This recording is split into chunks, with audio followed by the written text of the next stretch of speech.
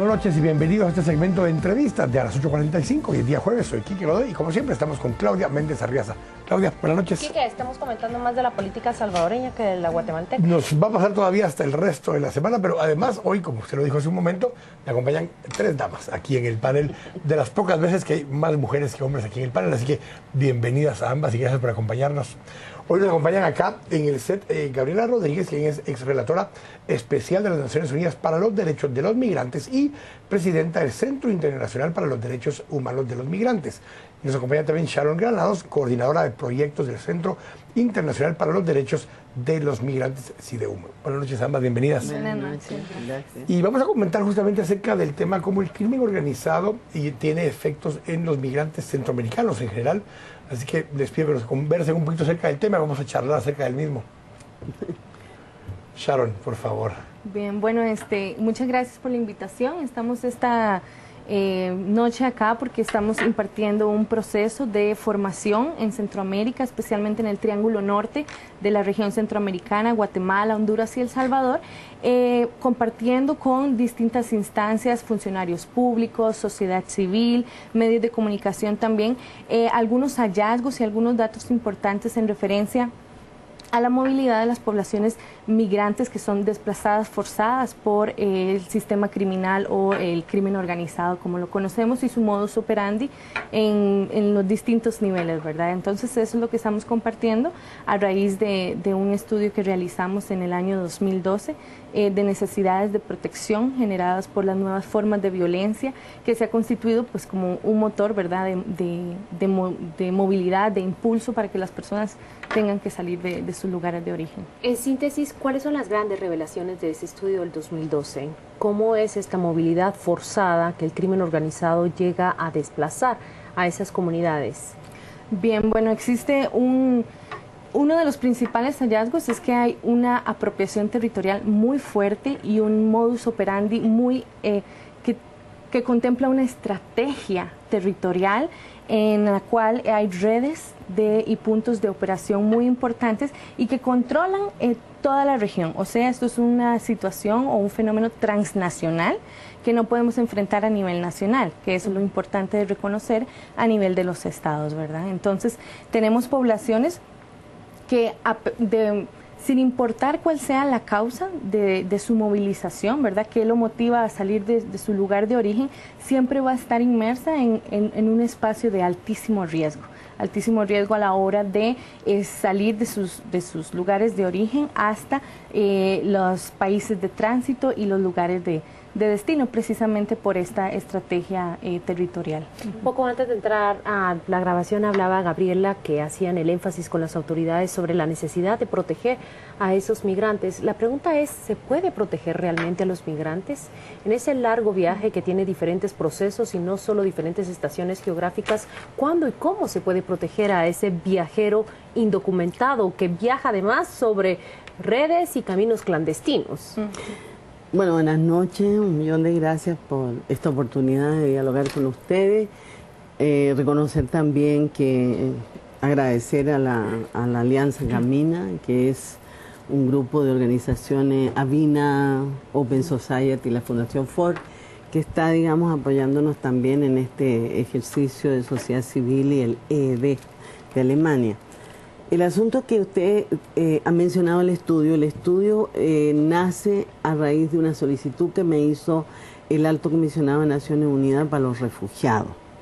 Entonces nos asociamos CIDEUM, ACNUR, y realizamos el estudio en el equipo de CIDEUM.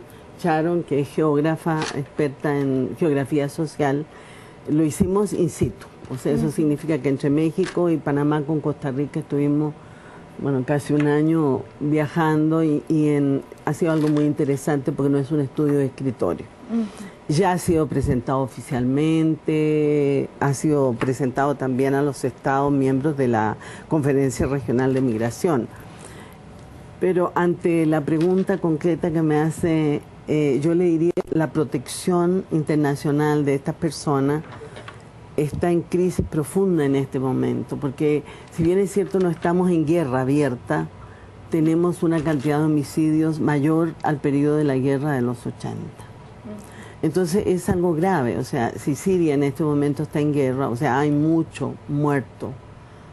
El problema del nivel de homicidios que hay y las noticias en general que se escuchan, hay una falta de protección nacional y una necesidad también de protección nacional, de fortalecimiento de la institucionalidad del Estado. Por lo tanto, los migrantes están un poco en condiciones vulnerables. Como son población altamente vulnerable, hemos visto que lo importante es protegerlos. ¿Cómo los protegemos? En la mañana hablábamos de que Guatemala, digamos, sabiendo que esto es regional, porque el crimen es transnacional, estamos entre Colombia y México, ¿no es cierto?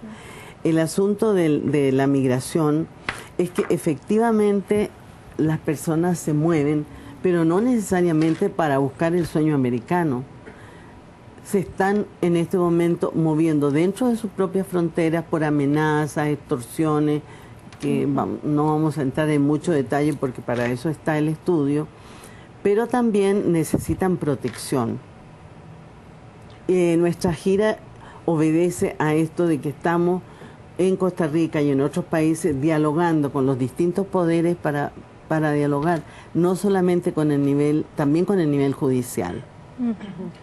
Hay un tema que me llamó la atención también de la información, porque cuando uno piensa en crimen organizado, piensa mucho en narcotráfico, se piensa también en tráfico de armas, pero el tema del tráfico de personas. Sí. Tienen identificadas más de 2.500 niños, niñas, adolescentes que posiblemente están desaparecidas, vinculadas a alguna de estas redes de trata de personas. Hablemos un poco de esta parte, Sharon. Efectivamente, al ser tan frágil, digamos, la población que está en el tránsito y a donde están mezclados distintos y diversos actores que funcionan en este sistema y en lo transnacional, los grupos vulnerables que están identificados dentro del estudio son principalmente los niños, niñas y adolescentes y las mujeres. Los niños pueden ser aquellos niños que viajan solos o aquellos niños que han sido separados de sus padres. Y aquellos solos son los que van en busca de sus padres porque han sido forzados a salir y ha habido una desintegración familiar. Entonces, efectivamente, estas personas menores de edad están en altísimo riesgo de caer en redes de trata de personas y de tráfico ilícito de migrantes. Finalmente, para un niño toparse o encontrarse con una persona de estas al final es la que le facilita, ¿verdad?, esa movilidad. Entonces, el aspecto psicosocial es fundamental cuando hablamos de protección para estos niños, ¿verdad?, para estos niños que al final se ven tan vulnerados en el tránsito, ya fueron vulnerados en sus lugares de origen. Ahora, durante el tránsito, estos niños tienen que comer, que avanzar en el camino. Hay niños que ni siquiera saben hacia dónde van, hacia a dónde están sus padres. Entonces, son mucho más vulnerables a caer en estas redes, considerándolas como espacios en los cuales ellos van a tener seguridad, a tener un respaldo, a tener garantizada esa movilidad y ese encuentro con sus padres. Hay muchísimos niños desaparecidos que han salido de sus lugares de origen acompañados de un coyote o una persona, digamos, que los va a movilizar y que han sido prepagados, digamos, por sus propias familias, que incluso han mandado el dinero desde los lugares a donde ya han llegado, para moverlos, exactamente. Usualmente hablamos del coyote o la persona que los traslada como la primera persona que afecta y que viola los derechos fundamentales de estos niños y también de las demás personas, pero se hablaba antes muy poco de también las policías, especialmente la federal o todos los casos que se han dado en México en los cuales se descubre que hay tanto policía local como policía federal involucrada en los peores abusos de derechos humanos. De hecho, se conformó una comisión especial en el Congreso mexicano para hacer una investigación a raíz de la muerte de los 72 migrantes en el 2011.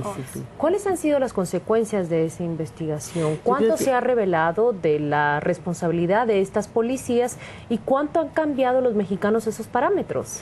Sí, yo quisiera aclarar algunos conceptos cuando decía el señor en relación a que tratemos de hablar claro que la trata de personas es un delito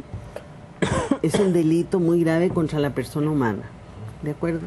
Y el tráfico es el ilícito de migrantes, digamos, en el lenguaje universal la gente dice tráfico y trata de personas, o sea, es importante no confundirse porque uno es un ilícito contra la soberanía del Estado, que sería el tráfico ilícito, el paso del coyote, y otro es directamente, claro, las personas que son explotadas, engañadas, trasladadas. El asunto de su pregunta en relación a cuando hay policías y hay autoridades, digamos... Autoridades mexicanas especialmente. Sí, yo diría que en el estudio, ustedes lo pueden leer, lo pueden profundizar.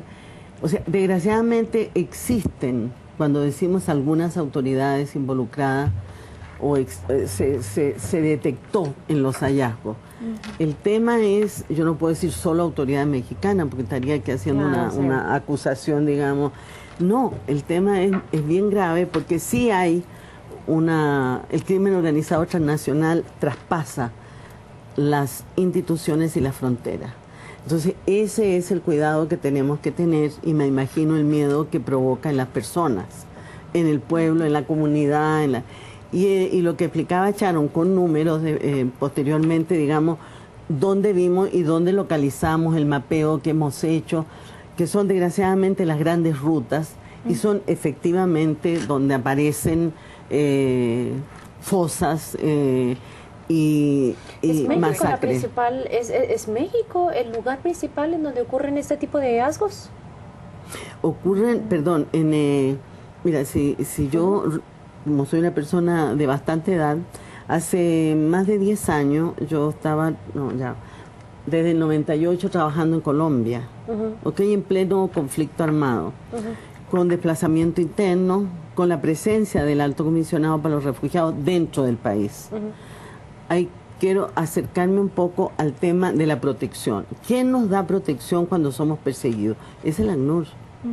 Y si un país pide a la presencia del ACNUR, es muy importante, porque tiene necesidad y tiene un planteamiento político de solicitar la presencia del ACNUR. Después de este estudio, hace 2 años ya, ahora tenemos presencia de oficiales de protección de ACNUR en estos países y aquí en Guatemala. Terminando ustedes ahora esta parte de la socialización y de las capacitaciones, esto permite tener herramientas que implementen algunas acciones específicamente las autoridades locales. Sí.